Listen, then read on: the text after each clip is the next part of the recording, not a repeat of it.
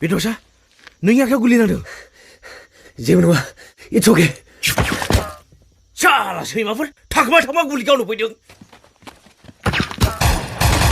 Change the position!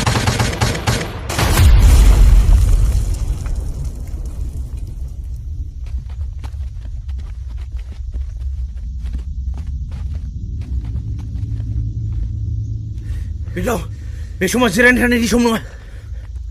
बे सोद्रोमा माखासेखौ रैखा खालामथारनांगोन मोनफ्रोमबो जिल्लानि कामान्डारफोरखौ गाव गावनि ग्रुपखौ सेफ जायगायाव लानो थाखाय बिथोन हर जागोन नाथाय दा मा खालामनो साहाजोंसो दावखोबानो इन्टारनेसनेल बर्डार मोनगोन आरो बिसोर बर्डार एरियायाव फायरिं खालामनो हानाय नङा बे सोद्रोमा माखासेखौ लाना थांदो नाथाय नों आंहा एसे मावनो गोनां दंबावो नङा बे माब्लाबा बिदि जाया आं नोंखौ हारसिं बिदि गालाङा बे दाव आंनि लोगो नोंहा आंनि सायाव जुदि फोथायनाय दङब्ला आं जा बुंदों बेखौल' मावदो अन्नानै प्लिज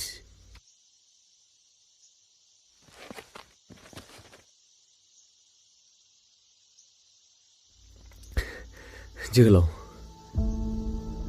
नोंथ' माब्लाबाबो आंनि खोथा खोनासंफेरखाया बे दाव मानो बिदि गोसो सिफायो नों नाय बे दाव आंनि उनाव हानजाखौ दैदेननांगौआ नोंनि सायावनो थागोन हारिखौ सिबिनो समाय लाबाय जेब्ला जों जिउ जोबजासिम सिबिलांनोसै देरहानाय देरहायैया उननि खोथासै जोंनि मावनांगौ जों मावलांबाय थानोसै नाथाय जोंल' मानो जोहोलाव बै गिदिर गोलाव राजखान्थिगिरिफ्रा हारिनि थाखाय खामानि मावनो गोनां गैला नामा गिदिर गोलावफ्रा जुदि हारिनि थाखाय खामानि मावनायमोनब्ला बेबायदि जों आइजो हमनानै सैमा अमाफोरबायदि गावथाजानाय सम फैनाय नङामोन थेवब्लाबो आंहा मोनसे फोथायनाय दङ बिसोरबो सानसे हारिनि खामानि मावनो थाखाय लैहोर ओंखारबोगोन मानोना थासारियानो बिसोरखौ थिनगोन उननि समखौ नेबाय थानानै जाला जोहोलाव बेनो थि सम थानायावनो मोननांगौनि मोन्थायखौ बिख'नानै लानो रोङाब्ला हारिया सेवहांगार जालांखांनायनि उनावसो लैहोर फैयोब्ला मा जानो रायजोफोराबो मावनो गोनां दं जोंनि थांखियाव जों सहैनोब्ला जोंल' नङा राजखान्थिगिरिल' नङा रायजो राजानिबो गोबां हेफाजाब नांगोन आइजों दोननानै नङा गावबा गावनि गथ'फोरखौ उन जोलैफोरखौ मोजां सोलोंथाइ होनानैसो आरो मोजां राजखान्थिगिरि सायख'नानैसो थांनांसिगोन सार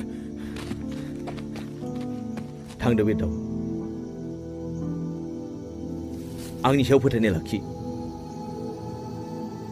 थांदो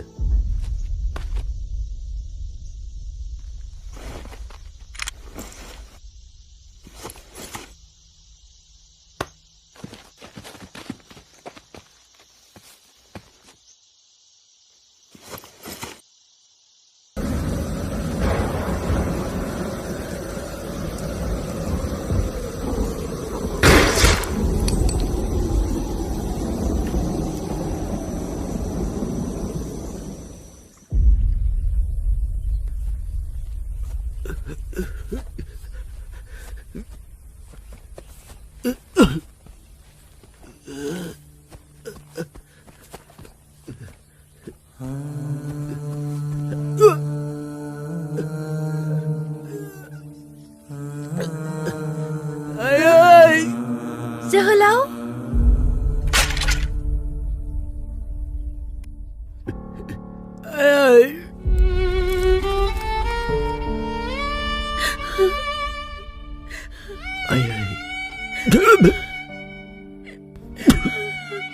आइ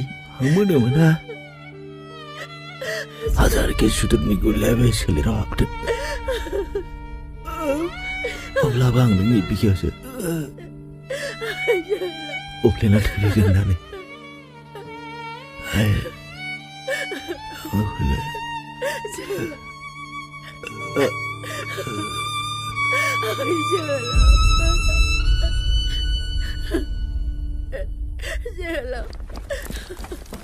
जोहोलाव फिसा